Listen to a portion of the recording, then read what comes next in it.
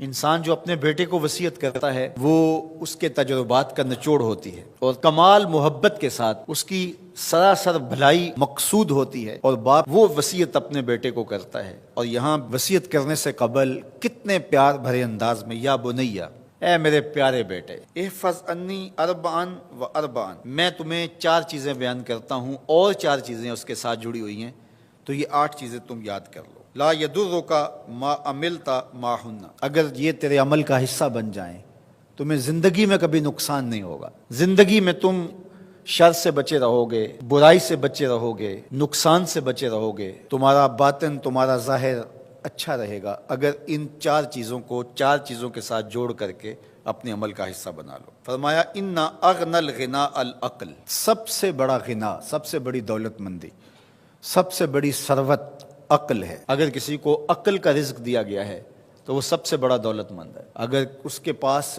مال و متاع بہت سارے ہیں لیکن بے وقوف ہے تو وہ دولت مندی نہیں ہے۔ وَأَكْبَرُ الْفَقْرِ الْحُمْقُ، اور سب سے بڑا فقر اور سب سے بڑی محتاجی جہالت ہے۔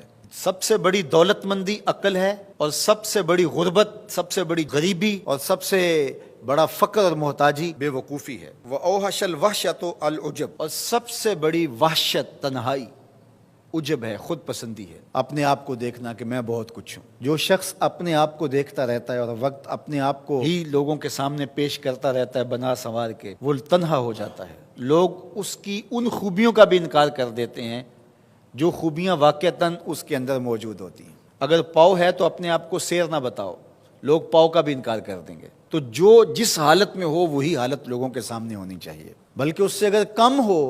شیخ سعدی نے ایک بڑی خوبصورت بات لکھی کہ تم برے ہو لوگ تجھے نیک سمجھیں یہ بری بات ہے، لیکن تم نیک ہو اور لوگ تجھے برا سمجھیں تو کوئی فرق نہیں پڑتا، تم اللہ کی نظر میں نیک ہو۔ اس لیے تم اگر سیر ہو اور لوگ تمہیں پاؤ سمجھے تو کوئی فرق نہیں پڑتا، لیکن اگر تم اپنے آپ کو پیش کر رہے ہو تو لوگ تمہاری اس حیثیت کا بھی انکار کر دیں گے جو تمہیں حاصل ہے۔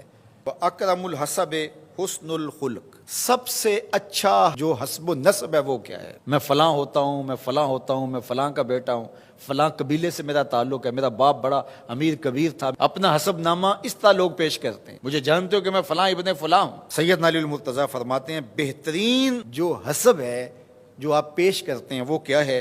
حسن الخلق، تمہارے اخلاق کیسے ہیں، تمہارا خلق گواہی دے گا کہ تم اچھے خاندان کے چشم و چراغ۔ مشکانست کے خود ببوئت نہ کہ عطار بگوئت۔ فارسی کا ایک مقولہ ہے کہ خوشبو وہ ہوتی ہے جو خود بتائے کہ میں خوشبو ہوں۔ خوشبو بیچنے والا بتاتا پھر ذرا سونگ کے دیکھیے یہ بڑی اچھی خوشبو ہے، ذرا سونگیے، کہا یہ بتانے کی ضرورت نہیں۔ حضرت علی المرتضیٰ فرماتے ہیں تمہارے خلق کی خوشبو سے لوگ سمجھ جائیں گے یہ کون ہے، تمہارے اخلاق اتنے اچھے ہوں کہ لوگ پہچان جائیں تم کون ہے۔ تو بہترین حسب و نسب کیا ہے؟ اپنے بیٹے حضرت امام حسن رضی اللہ تعالیٰ عنہ کو بتا رہے ہیں، مجھے بتائیے امام حسن سے بہتر نسب اور حسب کس کا ہو سکتا ہے؟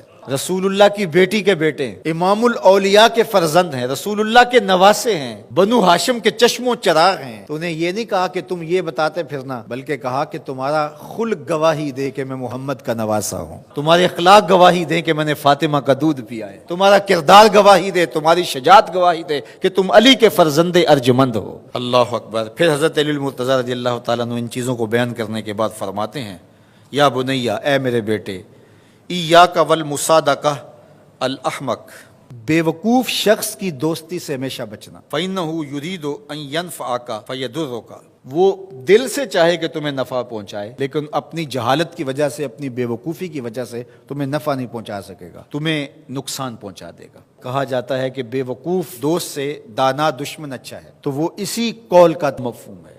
آپ نے اپنے بیٹے حسن کو یہ نصیحت کی، یہ نصیحت پلے باندھنے، اور کبھی بھی جاہل اور بے وقوف سے دوستی نہ رکھیں، اس سے رویہ اچھا رکھیں، سلوک اچھا کریں، اس کے لیے خیر کا ذریعہ بنیں آپ۔ یہ مطلب نہیں کہ بے وقوف کو آپ سلام بھی نہ کریں، لیکن دوستی، اعتماد آپ اس پہ نہیں کر سکتے۔ وَإِيَّاكَ وَمُصَادِقَةَ الْبَخِيلِ، اور بخیل سے کبھی بھی دوستی نہ لگانا۔ فَإِنَّهُ يَبْعُدُ عَنْكَ أَحْوَجَ مَا تَكُونُ إِلَيْهِ، اس لیے کہ جب تجھے انتہائی ضرورت کا وقت آئے گا تو وہ تجھ سے دور ہٹ جائے گا، اور تو اس پہ توقع لگائے ہوئے ہوگا کہ میرا دوست ہے اور اوکھے ویلے میرے کام آئے گا، لیکن اوکھے ویلے وہ کام نہیں آئے گا۔ تو بخیل سے دوستی کا رب نہیں رکھنا۔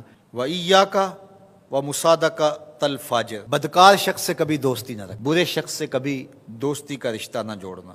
فَإِنَّهُ يَبِيعُكَ بِالطَّافَةِ، جو فاسق و فاجر ہے، برا شخص ہے، بدکار ہے، اس سے دوستی نہ رکھنا، اس لیے کہ وہ بہت تھوڑی قیمت میں تجھے بیچ دے گا۔ اور آخری بات، وَإِيَّاكَ وَمُصَادَقَةَ الْكَذَّابِ، جھوٹے آدمیوں سے کبھی دوست نہیں رکھنا۔ فَإِنَّهُ كَالسَّرَابِ يُقَرِّبُ عَلَيْكَ الْبَعِيدَ وَيُبْعِدُ عَلَيْكَ الْقَرِيبَ، وہ بعید کو تجھے قریب دکھائے گا، قریب کو تجھے بعید دکھائے گا۔ جو چیز قریب ہوتی ہے، جو سراب ہوتا ہے تو دور سے پانی دکھائی دیتا ہے، لیکن جب قریب جا کے دیکھتے ہیں تو سراب ہوتا ہے، پانی نہیں ہوتا۔ تو کہا وہ بھی سراب کی طرح ہوتا ہے، کذاب، جھوٹ بولنے والا، جو تجھے وہ نقشہ کھینچے گا جو ہوگا نہیں، تجھے وہ چیزیں بتائے گا جو نفس العمل میں نہیں ہوں گی، اور تو ایک مغالطے میں مارا جائے گا۔ یہ ہے حضرت سیدنا علی المرتضیٰ رضی اللہ تعالی عنہ کے وہ اقوال نور، جن کی گہرائی، گیرائی اور حکمت سے بھرے ہوئے یہ کلمات سے پھوٹتے ہوئے اجالے ہماری زندگی کو ایک اسلوب دیتے ہیں۔